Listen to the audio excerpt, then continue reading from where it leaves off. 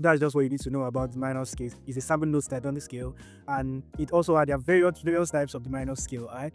But the most important ones, which are like the parents scales, alright, are the natural minor scale, harmonic minor scale, and melodic minor scale. Alright, these are the three most important ones. They're like the parent scales. All other kinds of minor scales are derived from them. Those are called like modes.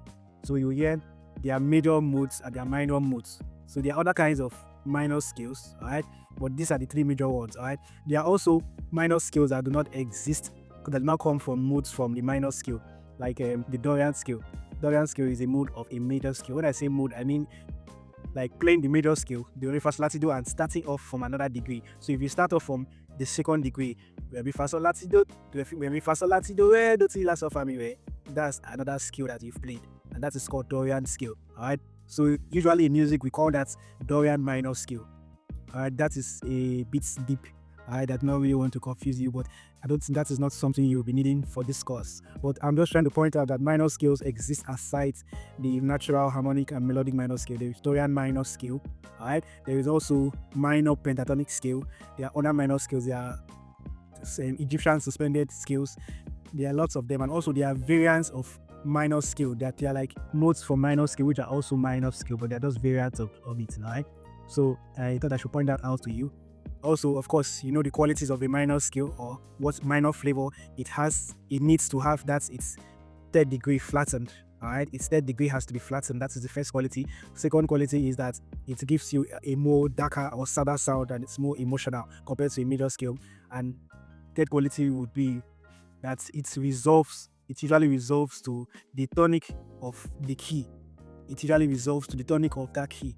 Alright, so if you're in the middle, if the song is going on and you notice the song makes you feel bright and cheerful, okay, your guess would be that it is a major scale. Another option would be that if it is resolving to the tonic of that major key, which is obviously now on the major scale, that is Do. So if the music is resolving to a Do, the music is revolving around a major key. Alright, the same applies to a minor scale. Alright, if the song typically wants to resolve to your tonic of the minor key, which is that your La, it means that is a minor key. Alright, I think I should take that again. So if the song is leaning towards resolving to the tonic of the minor scale, it means it is a minor key. That song is on the minor key, and the tonic of the minor scale is usually La, and the tonic of the major scale is usually Do. We will discuss more of that soonest. Alright, I just wanted to point that out concerning that aspect. Alright, so I think that is all about this one. So don't forget, your third has to be flattened. Alright, and it has to give you an emotional sound, itaka sound, and of course it has to be resolving or leaning towards the tonic. Alright, so that is it. And then minor and major keys. Okay, I already started explaining that. So just as I said earlier, a song could be either on a major key or a minor key.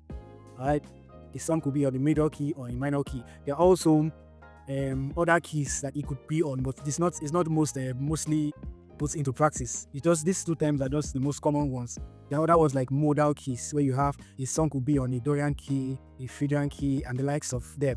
Alright, but it is not mostly used. If a song is on a Dorian key, it's just called a minor key.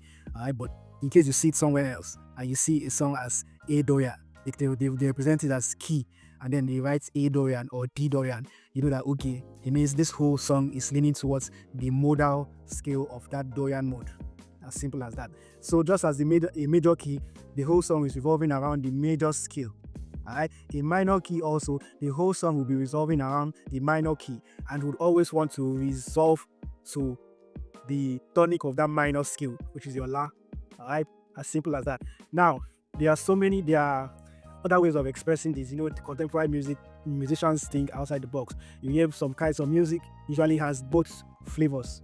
Some music might start off on a minor key, like with the minor scale, and then the chorus of it might be a major flavor, giving you that major flavor, and then back to then it might end on the minor flavor. Right? Not what I'm saying is that it doesn't have to completely be on a minor, on the complete minor scale and always resolve back. No, there might be variations to it. Alright, but what you should use to know is that resolution and what's the kind of feeling it gives you.